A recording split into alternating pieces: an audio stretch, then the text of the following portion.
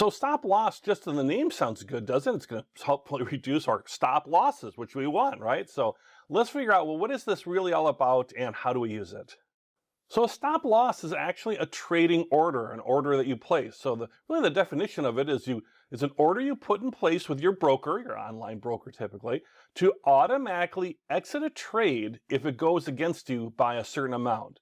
So let's think through that a little bit here. So you've bought something, and at the same time you're going to put in a stop loss that at a certain level, if the trade goes against you, it starts going down in price, you'll automatically sell at that point. And you can determine, how far down you want to do that. And we have a lesson on that as far as how to actually set these things. But basically, you're thinking about it's an automatic exit of a trade that you're setting up ahead of time. So the stop loss you input is an amount below the current market price, what people are buying at, what you might be buying at, especially if you're putting in a market order where you're buying at market price, for example. And you place at the same time you place your buy order. So at the same time you're buying, you're putting in a stop loss that only gets executed and automatically if certain conditions are met. And why are you doing this? It's part of the overall plan, right? It's part of the plan to minimize losses, is what it is. Because sometimes these things can turn on you quickly, and so you want to have something that's automated that can help you with that and really lock in either profits, if you've got a lot of profit off a trade and you want to kind of lock those in a little bit with a stop loss order, or to minimize losses right off the get-go, but you're placing at the same time that you place your buy order. So if we look at this graphic here, it's from Financial Express, kind of a nice graphic. You can see where the person's watching a trend on the left there that's going downward, but then it turns around and he's looking at a place where he's first pointing like, okay, that's where I want to really kind of make sure, I think that's going to settle, and I want to stop my losses there. And then he buys, right? So he waits for the trend to develop, and that's a good thing, waiting for the security and the trend. The trend is your friend to develop, and is buying there. And then is placing a stop loss order at that point just below the buy order. So the idea is if he buys there and it goes down pretty quickly, he's going to minimize the losses by having that stop loss order in. As it turns out in this graphic, the order keeps going up, the security keeps going up in the green there. And then if he leaves that stop loss order in place, it would come back down.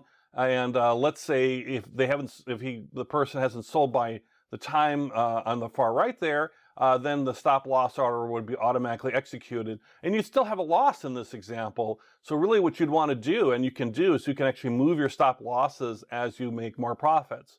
Or as you have other rules and things around that once you reach your certain targets as far as profit maximization target, you might have sold before your stop loss order is executed. Or you adjust your stop loss order upwards, which you can do. We'll talk about that a little bit later, but you can adjust that upwards so that your stop loss moves kind of with as your security moves up in price too. So you're locking in some profits that way.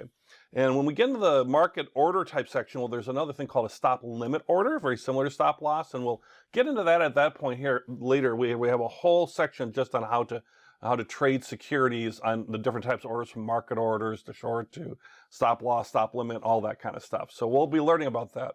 But the key thing you want to take away from here now is that I'm able to minimize my losses at the front end, but I can also adjust it to maximize my profits on the back end by adjusting the stop loss order up. So you might have some questions. There are some frequently asked questions or FAQs around stop loss orders. So first, a common question is, how often should I use a stop loss? You should really use it every time. I mean, every time. The whole idea of trading is you're trying to make profits and all that, and you don't want to have your losses go down on something unexpected happen, have your losses all of a sudden go way through the floor right after you buy something. So putting in a stop loss, even if it's never executed, is always a good idea. You should really use it every time.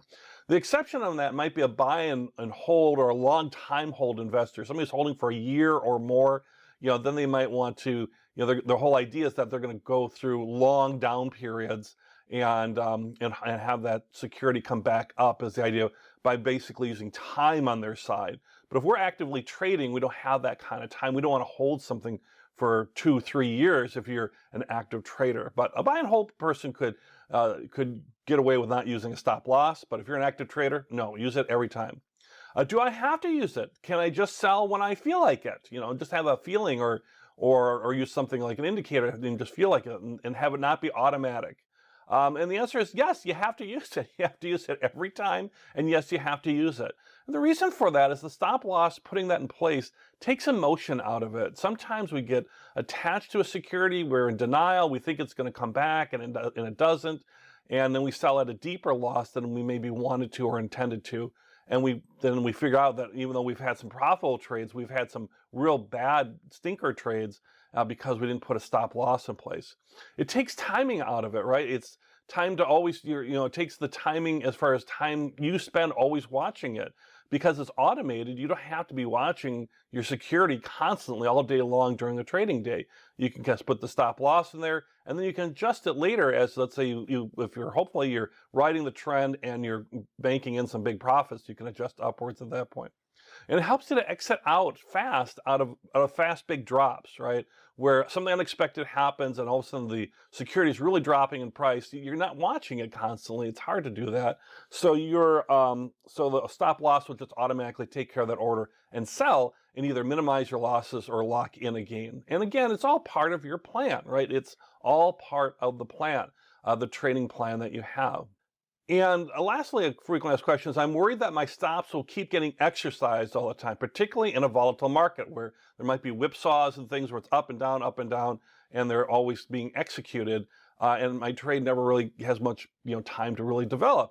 And that's okay. That can happen. Just adjust your stop levels to account for that. Maybe you need to set a deeper loss level and be comfortable with that and in a trading a very volatile security. If you find you're not comfortable with that, then you might want to look at securities that are less volatile in terms of going up and down, and maybe take a look at that trading indicator section around volatility. Again, this would be a good time to review that if you're still wondering about where you might fit with that.